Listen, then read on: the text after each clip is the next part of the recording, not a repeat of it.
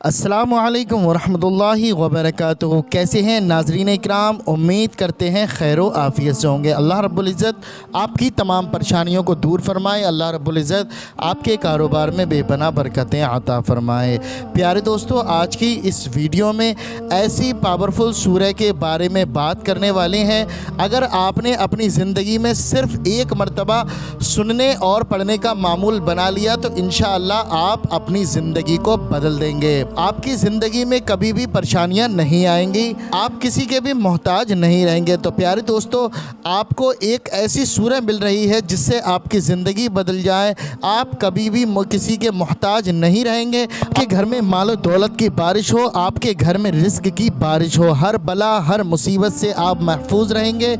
दोस्तों, इस सूरह के बारे में बुजुर्गान दीन फरमाते हैं, अगर कोई भी शख्स रोज़ाना सूरह यासीन सुनने और पढ़ने का मामूल बना ले तो ये वो सूरह है कि उस शख्स के घर में कभी भी मोहताजी नहीं आएगी। वो शख्स कभी भी किसी का मोहताज नहीं रहेगा और कल क़यामत के दिन ये सूरह आपकी शफाअत करवाएगी। सुभान अल्लाह। प्यारे दोस्तों, जिस सूरह के बारे में बुजुर्गान दीन का ये कहना हो तो आप समझ सकते हैं कि उस सूरह की कितनी ताकत होगी और कितनी फजीलत होगी इस सूरह की। प्यारे दोस्तों, कोई भी शख्स एक मरतबा या सुनता है या पढ़ता है, उस हालत में आपको 10 कुरान मजीद का सवाब मिलता है। आप जानते हैं कि हर शय का एक दिल होता है, वैसे ही कुरान मुक़द्दस का दिल सूरह यासीन है। अगर किसी के घर में कभी भी परेशानी आ जाती है, कभी भी दिक्कत आ जाती है, उस हालत में सूरह यासीन को पढ़ा जाता है, उस हालत में सूरह यासीन को सुना जाता है। तो प्यारे दोस्तों, आप कारोबार करते हैं, आप बिजनेस करते हैं, कोई भी ऐसा जायज़ काम करते हैं, वहाँ बुलंद आवाज़ से आप पढ़ लीजिए या फिर इसको सुन लीजिए। ज़िंदगी बदल जाएगी आपके मुक़द्दर बदल जाएगा, आपकी सारी परेशानियाँ ख़त्म हो जाएंगी, आप कभी भी परेशान नहीं रहेंगे। प्यारे दोस्तों, बशर्ते यही है आपका मकसद जायज़ हो, आपकी नीयत जायज़ हो, आपका कारोबार जायज़ हो। प्यारे दोस्तों, अगर आप पाबंदी के साथ नमाज अदा करेंगे और उसके बाद सूरह यासीन पढ़ने का या सुनने का आप मामूल बना लेंगे तो इंशाअल्लाह मैं यकीन से आपसे कह सकता हूं कि आप कभी भी परेशान नहीं रहेंगे। आपके घर में तंगदस्ती ख़त्म हो जाएगी, आपके घर में रिस्क में बरकत ही बरकत होगी, आपके घर की तंगदस्ती ख़त्म हो जाएगी, आपके घर की गुर्बत ख़त्म हो जाएगी। अगर आपके घर में काला जादू, बुरी नज़र, नज़र बद या किसी भी तरीके की ऐसी परेशानी हो, जिन जिन्नाती असर हो, इंशाअल्लाह वो सब ख़त्म हो जाएगा। प्यारे दोस्तों, आपने जानते ही होंगे और आपने देखा भी होगा कि जब किसी भी इंसान की रूह आसानी से नहीं निकलती है, उसे बहुत तकलीफ़ होती है, तब यासीन शरीफ सुनाई जाती है। प्यारे दोस्तों, जब यासीन शरीफ उसको सुनाई जाती है तब उसकी रूह आसानी से निकल जाती है। तो प्यारे दोस्तों, आप भी इस सूरह यासीन शरीफ से फ़ायदा उठाएं और अपनी ज़िंदगी में एक निखार पैदा कीजिए। आपकी तकदीर बदल जाएगी, आपका मुक़द्दर बदल जाएगा। बस आपसे गुजारिश यही है कि आप नमाज की भी पाबंदी करें और सूरह यासीन शरीफ की भी पाबंदी करें। प्यारे दोस्तों, आइए हम सुन लेते हैं इस सूरह को। उससे पहले हम दुआ करते हैं अल्लाह रब्बुल इज़्ज़त से कि अल्लाह तबारक व तआला हमारी और आपकी तमाम परेशानियों को दूर फरमाए और कारोबार में बेपनाह बरकतें अता फरमाए, हमें सिरात मुस्तकीम पर चलने की तौफीक अता फरमाए और हमारे लिए अल्लाह रब्बुल इज़्ज़त एक ज़रिया निजात अता फरमाए। प्यारे दोस्तों, आप लोग कमेंट बॉक्स में एक प्यारा सा आमीन ज़रूर लिखते हैं। क्या मालूम अल्लाह रब्बुल इज़्ज़त ने किसके आमीन लिखने को अपनी बारगाह में कबूल फरमा लिया तो यकीन जाने दोस्तों बेड़ा पार हो जाएगा। तो आइए दोस्तों, हम सुन लेते हैं सूरह यासीन शरीफ को। अऊज़ु बिल्लाहि मिनश शैतानिर रजीम। बिस्मिल्लाहिर रहमानिर रहीम। यासीन वल क़ुरआनिल हकीम इन्नका लमिनल मुरसलीन अला सिरातिम मुस्तकीम तंज़ीलल अज़ीज़िर रहीम लितुंज़िर क़ौमम मा उन्ज़िर आबाउहुम फहुम गाफ़िलून लक़द हक़्क़ल क़ौलु अला अक्सरिहिम फहुम ला युमिनून इन्ना जअलना फ़ी अअनाक़िहिम अग़लालन फ़हिय इलल अज़क़ानि फ़हुम मुक़महून وجعلنا من بين أيديهم سدا ومن خلفهم سدا فأغشيناهم فهم لا يبصرون وسواء عليهم أأنذرتهم أم لم تنذرهم لا يؤمنون إنما تنذر من اتبع الذكر وخشي الرحمن بالغيب فبشره بمغفرة وأجر كريم إنا نحن نحيي الموتى ونكتم ما قدموا وآثارهم وكل شيء أحصيناه في إمام مبين واضرب لهم مثلا أصحاب القرية إذ جاءها المرسلون إذ أرسلنا إليهم اثنين فكذبوهما فعززنا بثالث فقالوا إنا إليكم مرسلون قالوا ما أنتم إلا بشر مثلنا وما أنزل الرحمن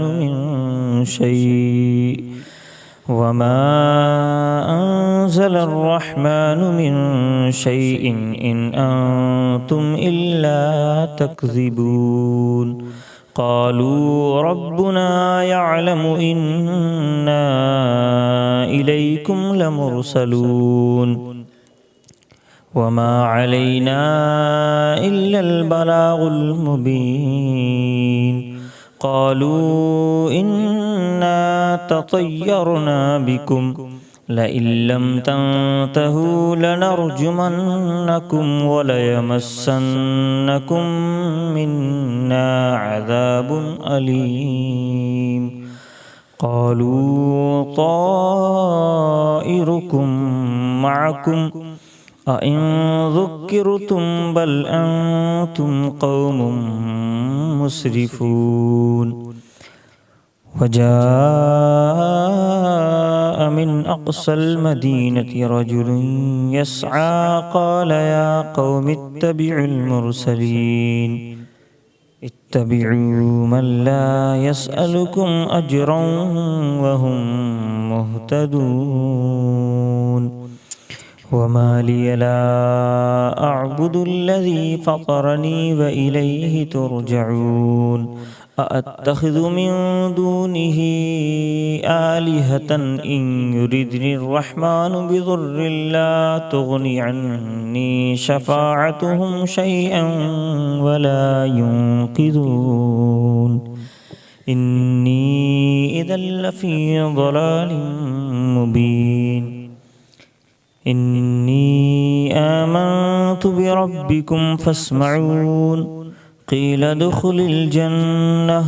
قال يا ليت قومي يعلمون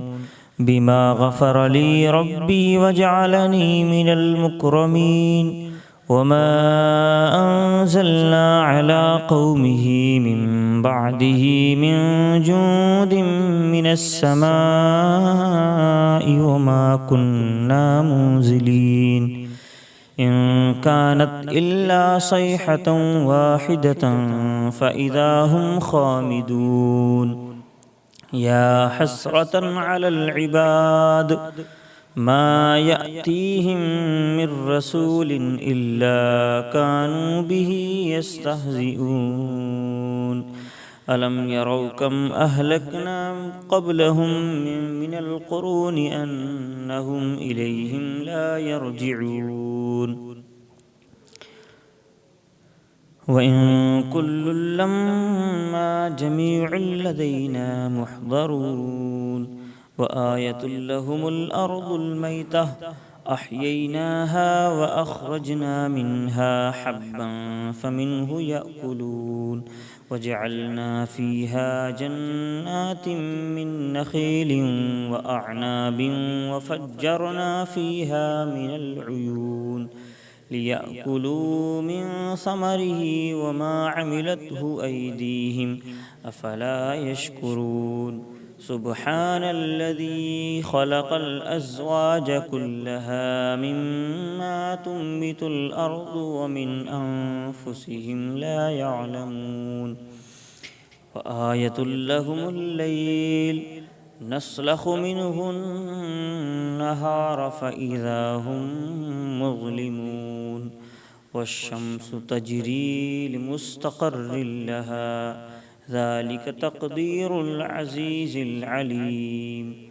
والقمر قدرناه منازل حتى عاد كالعرجون القديم لا الشمس ينبغي لها أن تدرك القمر ولا الليل سابق النهار وكل في فلك يسبحون وآية لهم أنا حملنا ذريتهم في الفلك المشحون وخلقنا لهم من مثله ما يركبون وإن نشأ نغرقهم فلا صريخ لهم ولا هم ينقذون إلا رحمة منا ومتاعا إلى حين وإذا قيل لهم اتقوا ما بين أيديكم وما خلفكم لعلكم ترحمون وما تأتيهم من آية من آيات ربهم إلا كانوا عنها معرضين وإذا قيل لهم أنفقوا مما رزقكم الله قال الذين كفروا للذين آمنوا أنطعم من لو يشاء الله أطعمه إن أنتم إلا في ضلال مبين ويقولون متى هذا الوعد إن كنتم صادقين ما ينظرون إلا صيحة واحدة تأخذهم وهم يخصمون فلا يستطيعون توصية ولا إلى أهلهم يرجعون ونفخ في الصور فإذا هم من الأجداث إلى ربهم ينسلون قالوا يا ويلنا من بعثنا من مرقدنا هذا وما وعد الرحمن ما ينظرون إلا صيحة واحدة تأخذهم وهم يخصمون فلا يستطيعون توصية ولا إلى أهلهم يرجعون ونفخ في الصور فإذا هم من الأجداث إلى ربهم ينسلون قالوا يا ويلنا من بعثنا من مرقدنا هذا ما وعد الرحمن وصدق المرسلون إن كانت إلا صيحة واحدة فإذا هم جميع لدينا محضرون فاليوم لا تظلم نفس شيئا ولا تجزون إلا ما كنتم تعملون إن أصحاب الجنة اليوم في شغل فاكهون هم وأزواجهم في ظلال على الأرائك متكئون لهم فيها فاكهة ولهم ما يدعون سلام قولا من رب رحيم وامتازوا اليوم أيها المجرمون ألم أعهد إليكم يا بني آدم ألا تعبدوا الشيطان إنه لكم عدو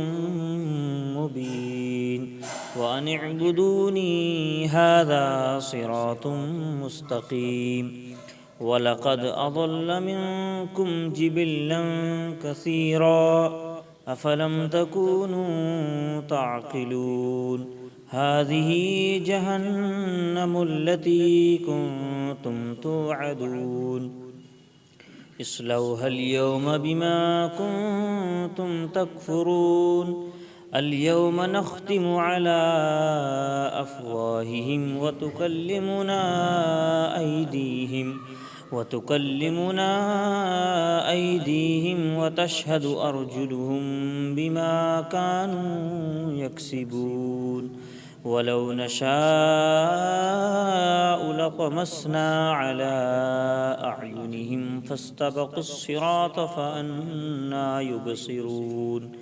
ولو نشاء لمسخناهم على مكانتهم فما استطاعوا مضيا ولا يرجعون ومن نعمره ننكسه في الخلق أفلا يعقلون وما علمناه الشعر وما ينبغي له إن هو إلا ذكر وقرآن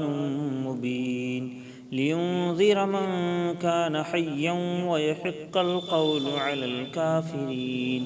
أولم يروا أنا خلقنا لهم مما عملت أيدينا أنعاما فهم لها مالكون وذللناها لهم فمنها ركوبهم ومنها يأكلون ولهم فيها منافع ومشارب أفلا يشكرون واتخذوا من دون الله آلهة لعلهم ينصرون لا يستطيعون نصرهم وهم لهم جند محضرون فلا يحزنك قولهم إنا نعلم ما يسرون وما يعلنون أولم ير الإنسان أنا خلقناه من نطفة فإذا هو خصيم مبين وضرب لنا مثلا ونسي خلقه قال من يحيي العظام وهي رميم قل يحييها الذي أنشأها أول مرة وهو بكل خلق عليم الذي جعل لكم من الشجر الأخضر نارا فإذا أنتم منه توقدون أوليس الذي خلق السماوات والأرض بقادر على أن يخلق مثلهم بلى وهو الخلاق العليم إنما أمره إذا أراد شيئا أن يقول له كن فيكون فسبحان الذي بيده ملكوت كل شيء أعوذ بالله من الشيطان الرجيم بسم الله الرحمن الرحيم ياسين والقرآن الحكيم إنك لمن المرسلين على صراط مستقيم تنزيل العزيز الرحيم لتنذر قوما ما أنذر آباؤهم فهم غافلون لقد حق القول على أكثرهم فهم لا يؤمنون إنا جعلنا في أعناقهم أغلالا فهي إلى الأذقان فهم مقمحون وجعلنا من بين أيديهم سدا ومن خلفهم سدا فأغشيناهم فهم لا يبصرون وسواء عليهم أأنذرتهم أم لم تنذرهم لا يؤمنون إنما تنذر من اتبع الذكر وخشي الرحمن بالغيب فبشره بمغفرة وأجر كريم إنا نحن نحيي الموتى ونكتب ما قدموا وآثارهم وكل شيء أحصيناه في إمام مبين واضرب لهم مثلا أصحاب القرية إذ جاءها المرسلون إذ أرسلنا إليهم اثنين فكذبوهما فعززنا بثالث فقالوا إنا إليكم مرسلون قالوا ما أنتم إلا بشر مثلنا وما أنزل الرحمن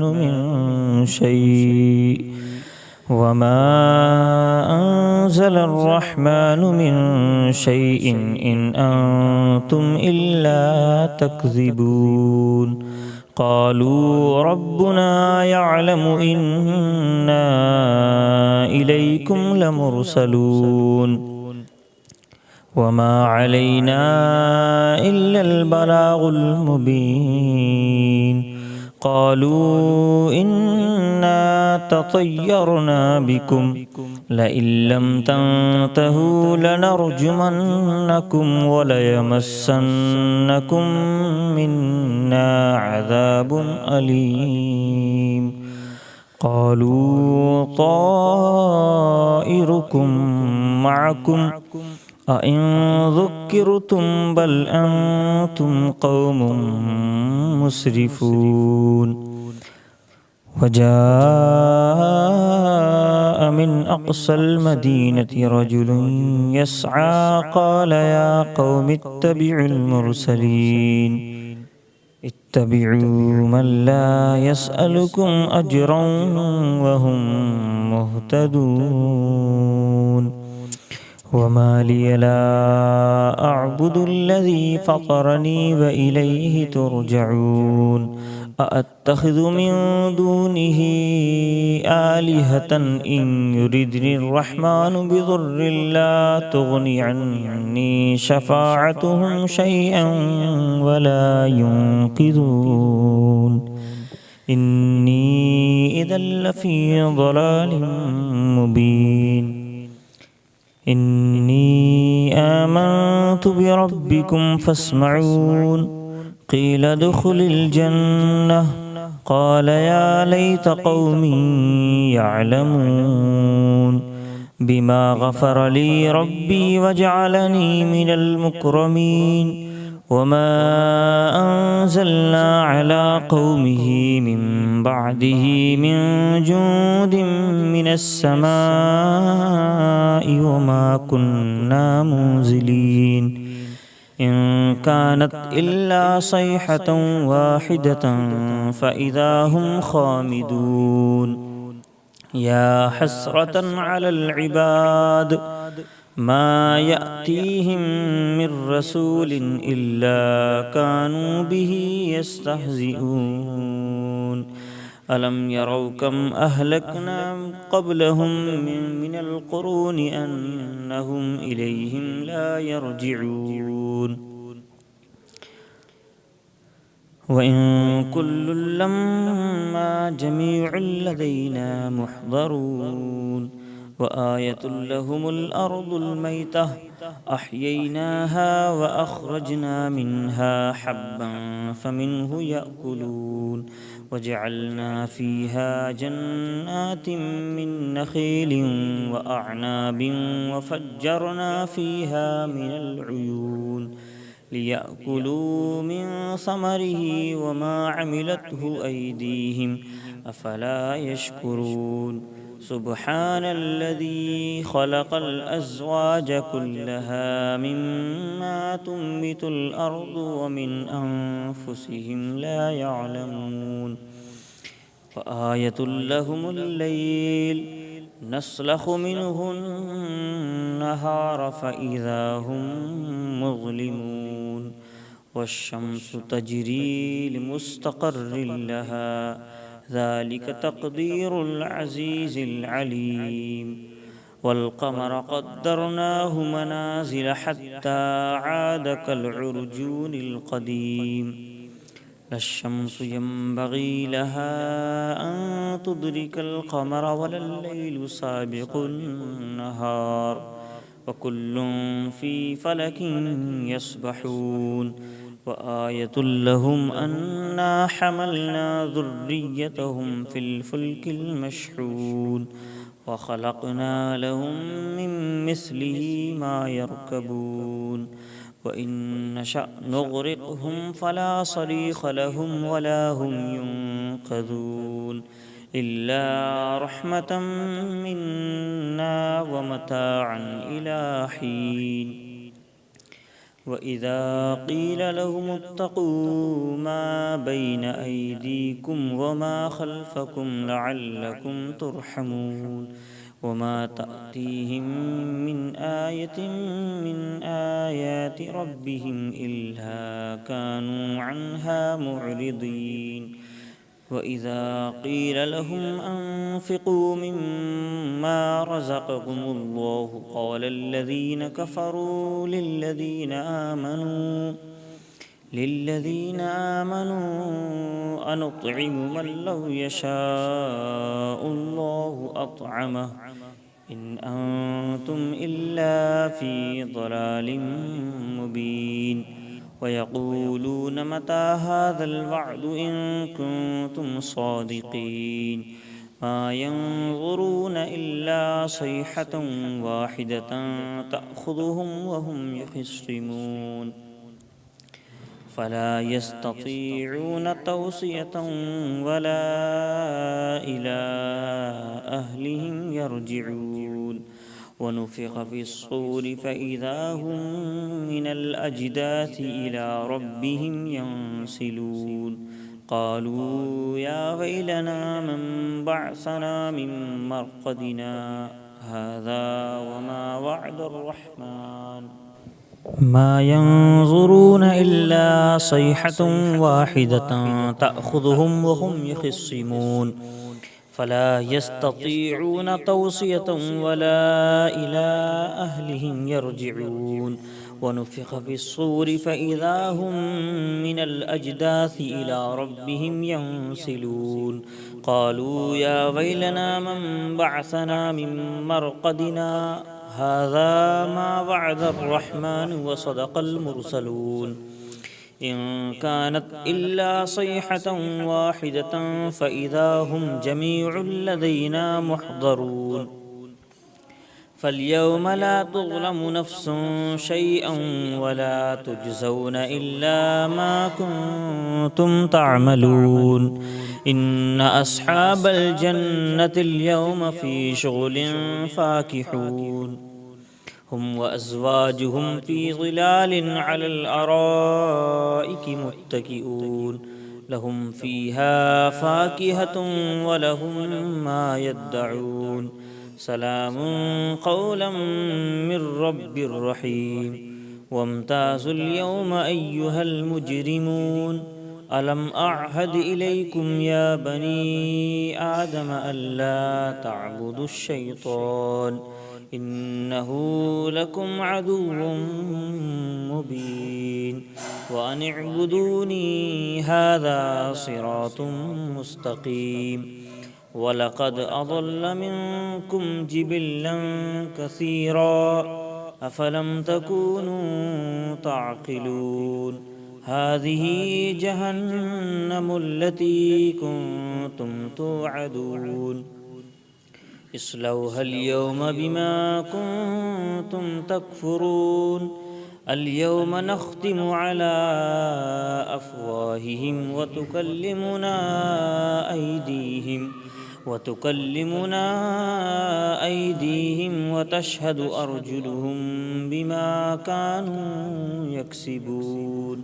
ولو نشاء لطمسنا على أعينهم فاستبقوا الصراط فأنى يبصرون ولو نشاء لمسخناهم على مكانتهم فما استطاعوا مضيا ولا يرجعون ومن نعمره ننكسه في الخلق أفلا يعقلون وما علمناه الشعر وما ينبغي له إن هو إلا ذكر وقرآن مبين لينذر من كان حيا ويحق القول على الكافرين أولم يروا أنا خلقنا لهم مما عملت أيدينا أنعاما فهم لها مالكون وذللناها لهم فمنها ركوبهم ومنها يأكلون ولهم فيها منافع ومشارب أفلا يشكرون واتخذوا من دون الله آلهة لعلهم ينصرون لا يستطيعون نصرهم وهم لهم جند محضرون فلا يحزنك قولهم إنا نعلم ما يسرون وما يعلنون أولم ير الإنسان أنا خلقناه من نطفة فإذا هو خصيم مبين وضرب لنا مثلا ونسي خلقه قال من يحيي العظام وهي رميم قل يحييها الذي أنشأها أول مرة وهو بكل خلق عليم الذي جعل لكم من الشجر الأخضر نارا فإذا أنتم منه توقدون أوليس الذي خلق السماوات والأرض بقادر على أن يخلق مثلهم بلى وهو الخلاق العليم إنما أمره إذا أراد شيئا أن يقول له كن فيكون فسبحان الذي بيده ملكوت كل شيء وإليه ترجعون